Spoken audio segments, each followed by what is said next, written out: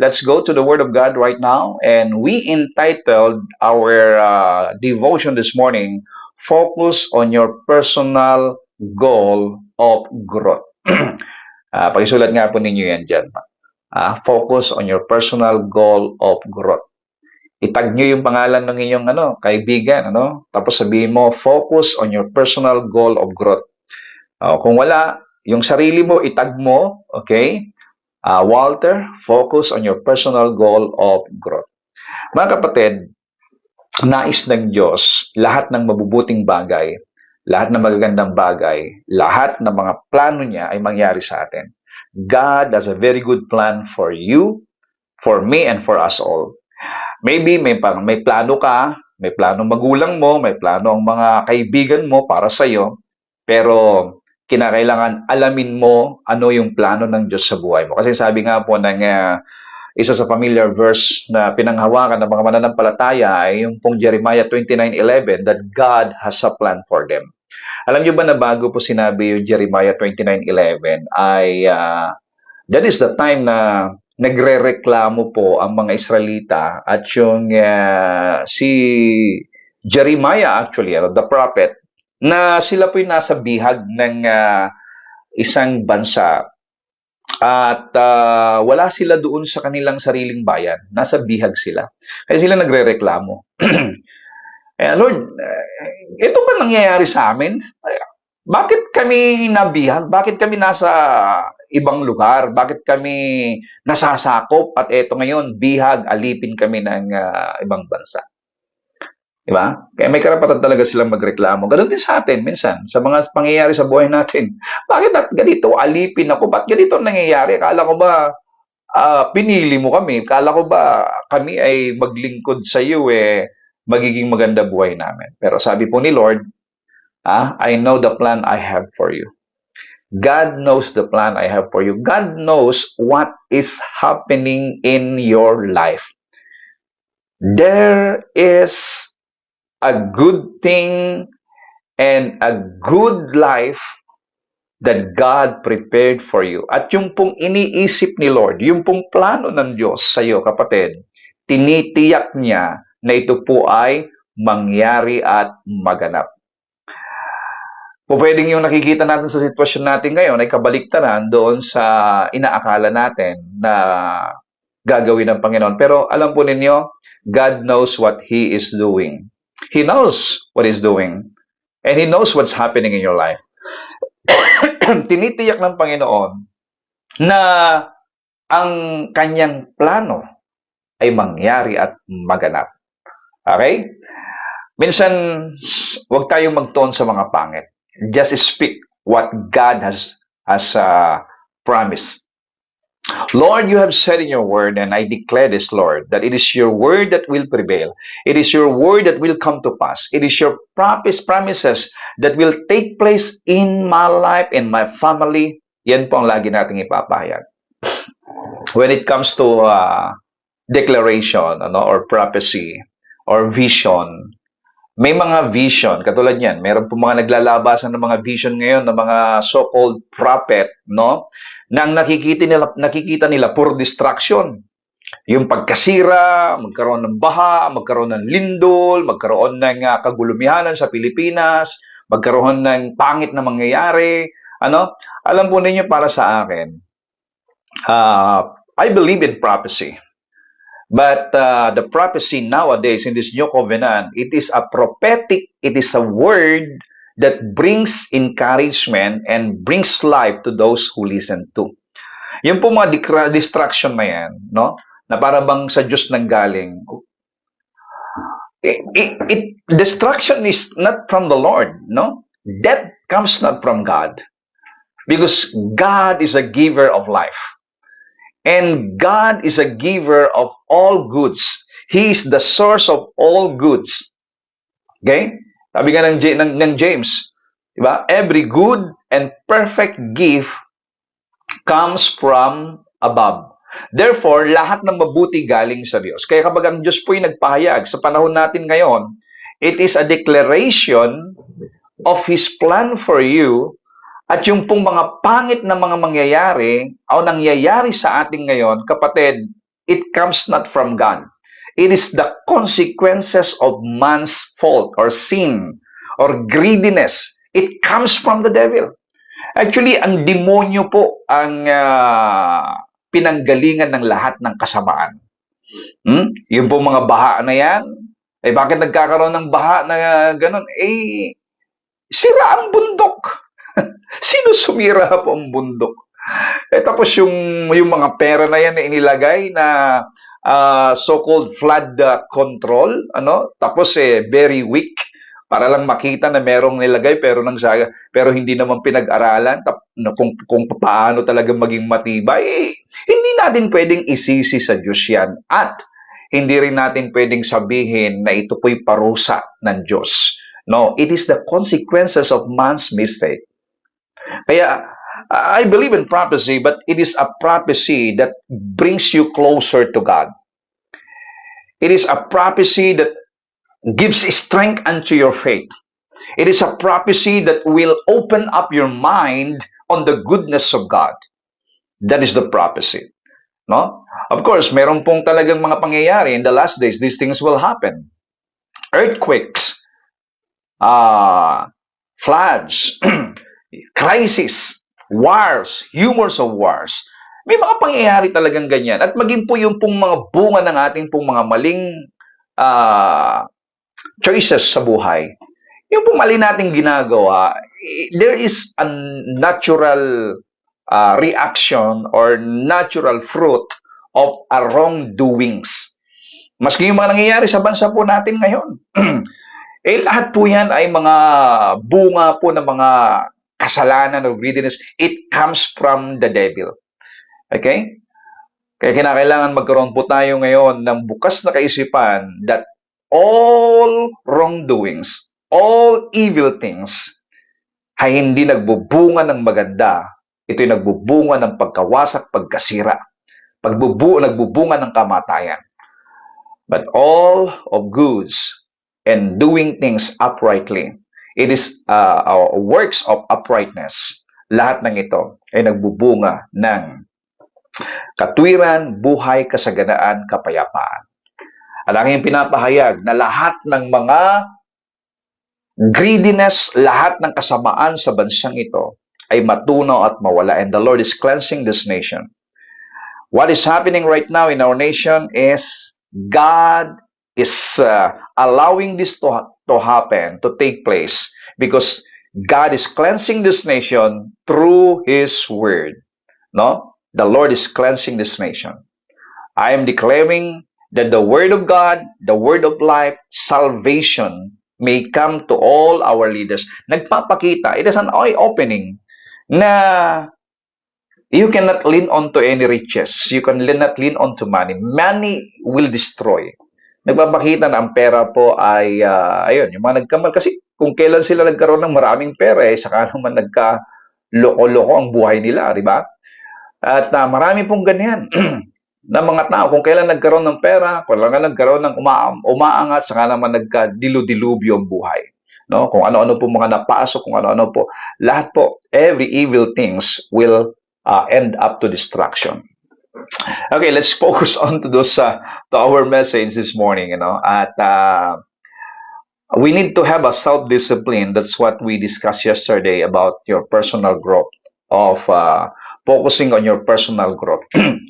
Okay, so you need to discipline yourself. I strictly discipline my body and make it a slave. Sabi po ni Pablo in 1 Corinthians 9:27. So let your body be a slave of righteousness. Okay? Pakisulat nga ninyo dyan mga kapatid. I will make my body a slave of righteousness. Not a slave of sin. Okay?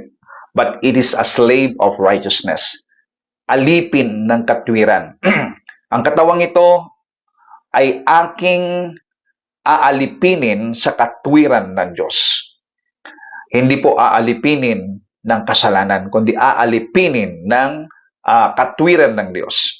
I will dedicate this body, I will commit this body, I will offer this body as a living sacrifice to the Lord.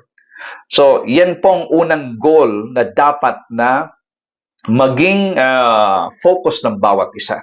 Tayong mga Kristiyano, don't allow your body to be used by the devil. Everything in you, my friend, lahat ng mga dumarating sa'yo, your talent in you, para ma supil mo ang gusto ng laman at yung gusto ng katawan mo, yung lahat ng talent mo, kung ikaw'y kumakanta, ikaw ay nagpe-play ng instrument, whatever talents you have, lahat ng yan ay ipagamit mo sa Diyos. Sa Diyos mo lang ipapagamit. No? Not just for profit. Not to entertain people, but to lead people to worship God.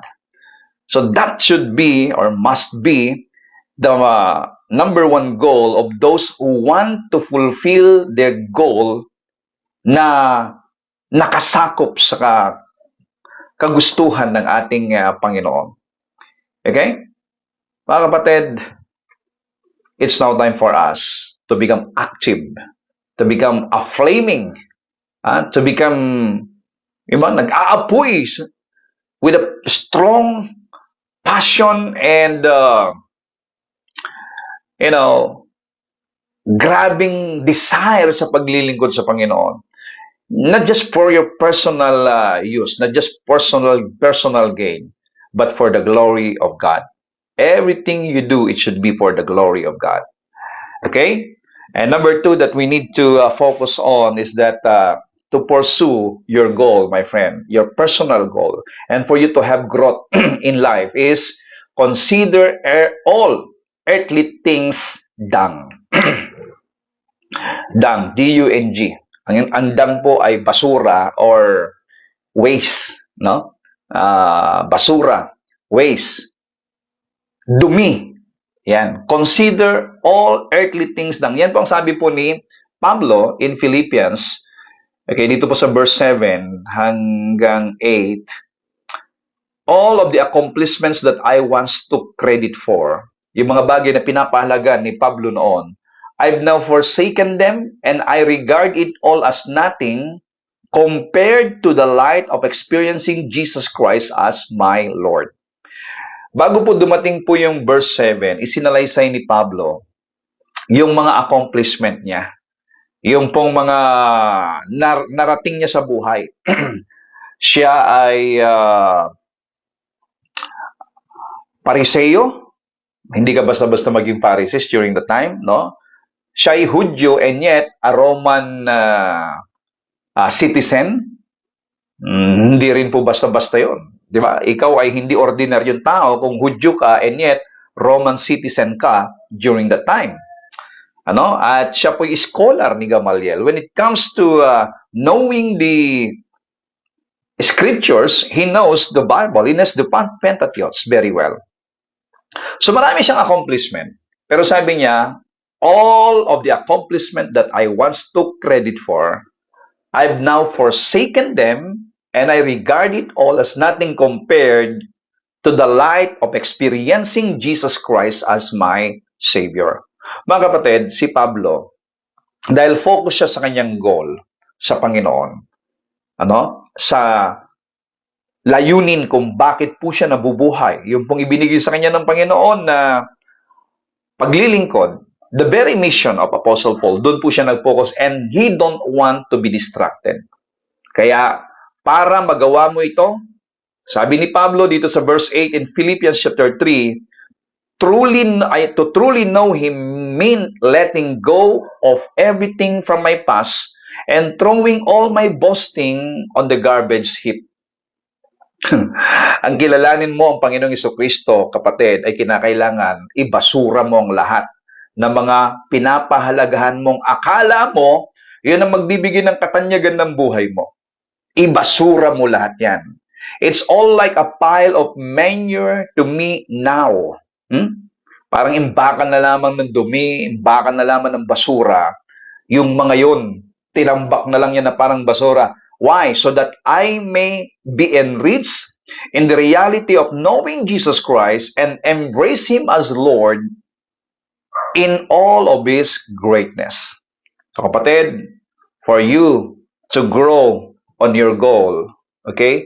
For you to focus on your goal and have growth personally in your personal relationship with God, at sa lahat ng ating gagawin, kinakailangan focus ka sa ginagawa mo. Ibasura mo ang lahat ng yan. At I pray that every Christian must have their personal growth in the Lord. Mag-excel ka sa paglilingkod mo sa Panginoon. Mag-excel, madagdagan pa ang intensity, ang magnitude, ang commitment, ang dedication ng iyong paglilingkod. Ang paglilingkod hindi lang po yung pagdalo sa gawain, kundi meron kang ikinocontribute para sa paglago ng gawain. Anong naiko-contribute mo dun sa church? Anong naiko-contribute mo sa kalakasan ni pastor? Sa kalakasan ng mga mananampalataya? Sa kalakasan ng mga leaders? What are you contributing right now? So ipag-pray mo, Lord, anong meron ako? Actually, lahat tayo merong may contribute, no? Your finances. You have to commit also to grow in your business. Na ipag-pray mo na yung negosyo mo, bigyan ka ng Lord ng wisdom, mag-grow, so that in every income, ay meron kang maitulong o maibigay para sa gawain ng Panginoon. That is a part of serving the Lord. That is a part of appreciating God, and that is a part of your goal. No? Ang makiisa ka sa layunin ng pagpapalaganap ng mabuting balita at pagpapalakas sa mga mananampalataya, lumago ang gawain sa church at lahat po. Kinakailangan meron tayong goal. Hindi tayo Kristiyano na parang binigyan lang tayo and it's all about the blessing that we want from the Lord, and yet we are not participating on the business of God of propagating the gospel. Ang business ng Panginoon sa mundong ito, ang Great Commission na binigay niya sa atin, at ang pinakamahalaga lang sa mata ng Diyos ay ang mga tao ay madala sa kanyang kaharian. Mapalakas ang kanyang mga anak, manatiling matatag. At ikaw, ako, tayo ay kinakailangan may contribution dito po sa kaharian ng Panginoon. Kaya nga po, yung una natin na goal ay alipinin mo yung sarili mo na magpaalipin sa katwiran.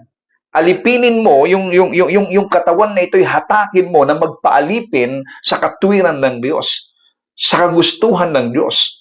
Hindi yung kagustuhan ng laman, no? Hindi yung kagustuhan ng mundong ito. And we are not living in our own personal way na hindi natin kasama ang Diyos dito. So, hallelujah. Consider all earthly things dung. Okay? Pakisulat nga ninyo dyan, mga kapatid, to pursue my goal, I have to consider all earthly things dung. D-U-N-G po yung dung, no? Or I consider all earthly things waste, o basura. Or in other words, garbage. Yeah, garbage. I consider all earthly things garbage. Basura. Pinakamahalaga sa atin ay ang makilala ang ating Panginoon. Well, hindi ko sinasabing basura yung pag ninegosyo, pagtatrabaho, hindi po basura yung blessing ni Lord yan. Pero higit mong pinapahalagahan yung goal mo sa Panginoon, yung relasyon mo sa Panginoon. Okay? And number 3 is this. Do not cling to your own effort. Huwag sa effort mo, huwag yung lakas mo. Huwag mong sasabihin na yung lakas mo, kundi yung lakas ni Lord. Doon sa verse 9, Philippians chapter 3, verse 9, my passion is to be consumed with Him and not cling to my own righteousness, based in keeping the written law. Kasi doon sa batas ay nakadepende ang pagpapala mo sa iyong sariling effort, sa iyong pagsunod. Pero dito po ngayon, mga kapatid, ang ating pong hinahangad na katwiran ay regalo ng Diyos sa atin. Kaya, if we say that do not cling to your own effort, lean on to God, and believe that God has given you the power to get wealth, believe that God has given you the righteousness, it's already been given unto you. Believe that God made you holy, and believe also that the Holy Spirit is dwelling in the inside of you, permanently dwelling in you just to guide you keep you, protect you, and usher you into a place of greeny pasture or prosperity. Mga kapatid, do not cling on to your own effort, even to your own righteousness. All that we are, all that we have, comes from the grace of God alone. Hallelujah. Can you write it down? All that I have comes from the grace of God alone. Maging kung sino tayo ngayon, all that we are and all that we have comes from God, from the grace of God alone. Pag sinabi nating grace, hindi galing sa atin. Kabutihan, kalakasan, katalinuhan, karunungan, kalakasan. Hindi po dyan galing. Galing sa Diyos. Kaya nga po, ang ini-exalt natin, every blessing that we have, every promotion that we have, every increase that we have, under grace, we recognize that this is the work of God for us. We recognize that this comes from God. Kaya kapatid, tayo, we cling not to our own effort, but we cling on to the blessings of the Lord for us. At ang biyaya ng Panginoon, pag-ibig ng Diyos na natatanggap natin, ay ginagawa kanyang energetic para magtrabaho, energetic para maglingkod, energetic and alive para magkaroon ng negosyo or any increase, because God has given you the power to get wealth. Every one of us, we are given the power to get wealth, mga kapatid. Tingnan niyo si Pablo. Bakit si Pablo po ay sinasabi niya na pinalitan ng pangalan ni Pablo from Saul, no? Yung pong pangalan niya noon ay Saul or Shaul. Saul. Anong ibig sabihin ng Shaul or Saul? Ito po ay ibig sabihin ay asking for, no? Laging I want more, I want more, I want more. Yan po ang ibig sabihin ng Shaul, no? Asking for more, asking for more. Meaning, gusto niya lagi pong nag-i-increase siya. Gusto niya laging nagkakaroon po ng gain in his personal para makilala siya, para ma-recognize siya. Kaya nga lahat ginawa niya, biruin mo, siya kasi maliit, galing siya sa tribo ng Benjamin, no? And yet, maliit kasi ang ang Benjamin. Kaya gusto niya makilala si Shaul. Kaya naging nagpursige siya sa pag-aaral, naging scholar, naging pariseyo siya. Tapos citizen pa siya naging citizen pa siya ng Rome. Ano? Lahat gusto niyang mag-increase ng mag-increase. Shaul. Pero alam niyo, nung siya po ay tinawag ng Diyos, pinalitan ng Panginoon ng kanyang pangalan ng Paul. Nang ibig sabihin naman po ng Paul ay small. Okay?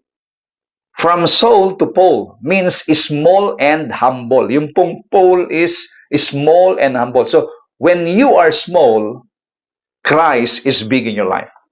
Tingnan nyo sabi niya, ito yung mga pwede niyang ipagbalaki si Pablo in Philippians chapter 3 verse 5. I was circumcised when I was 8 days old. The nation of Israel, the tribe of Benjamin, a Hebrew of Hebrews. As to the observance of the law, I am a Pharisee. As to my zeal for Jewish tradition, I am a persecutor of the church. And as to righteousness, supposed right living, which my fellow Jews believe is in the law, I prove myself blameless. Tingnan nyo yung kanyang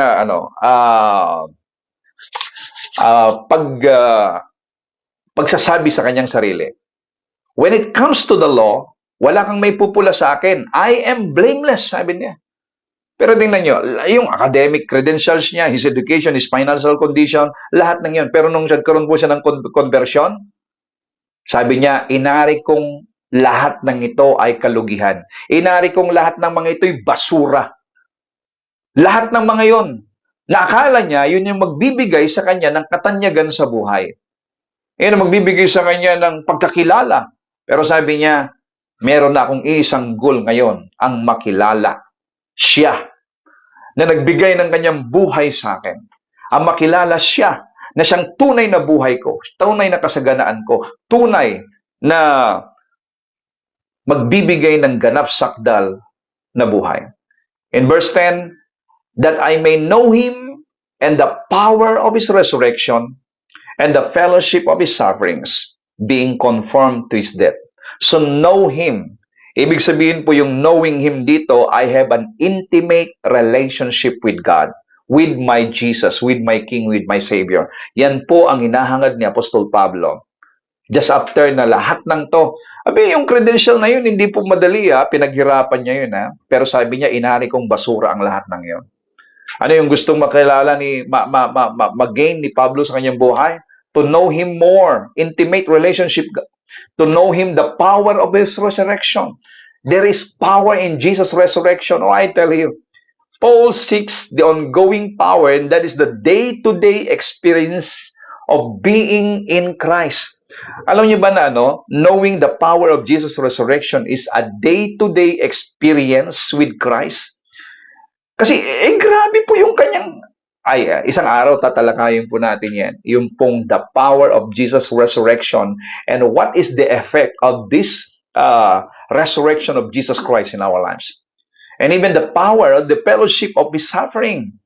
Na ang Panginoong Yesus ay kinutya, dinuraan, they mock Him. Kaya hindi po lahat ng mga kinukutya, hindi lahat ng mga minamak or katulad ng Panginoong Yesus ay guilty. No? Hindi lahat ng pinapalaya ay not guilty. Si Jesus ay hinatulan, si Barabas ay pinalaya. Hindi ibig sabihin na si Barabas ay matuwid dahil pinalaya.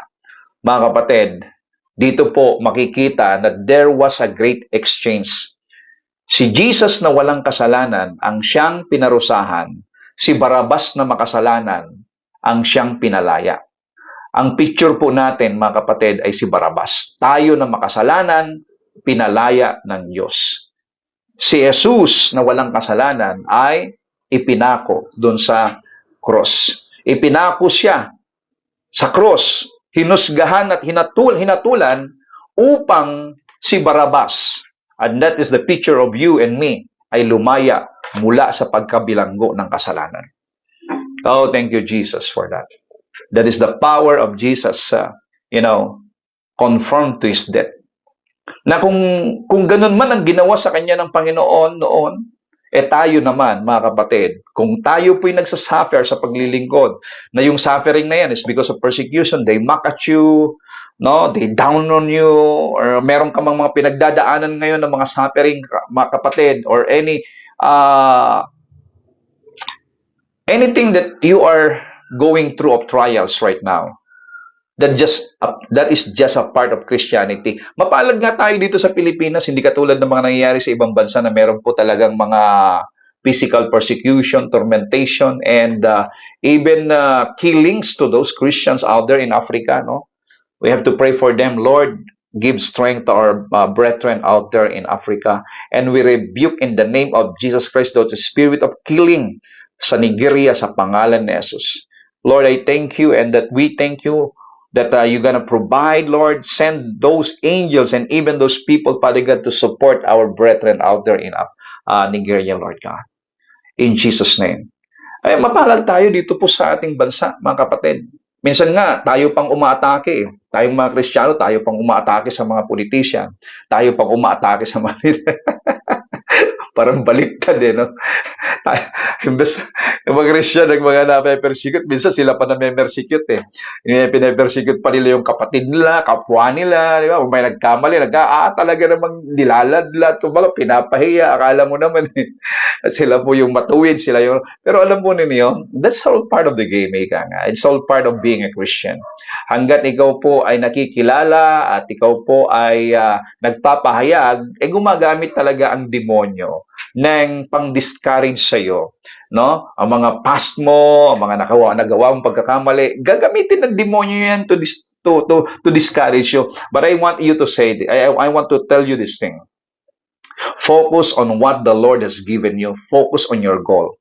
At habang ikaw ay nagpo-focus sa ginagawa mo, kapatid, hindi ka pababayaan ng Diyos, hindi ka iiwanan ng Diyos, there is a divine connection that the Lord will give it to you para nang sa ganun lahat ng plano ng Diyos ay mangyari sa buhay mo. Dahil tinitiyak ng Diyos na lahat ng kanyang plano sa iyo, as long as you're doing this great commission and strengthening His people, kapatid, mangyayari ang anumang magandang plano ng Diyos sa buhay mo. And I declare this to you in Jesus' name.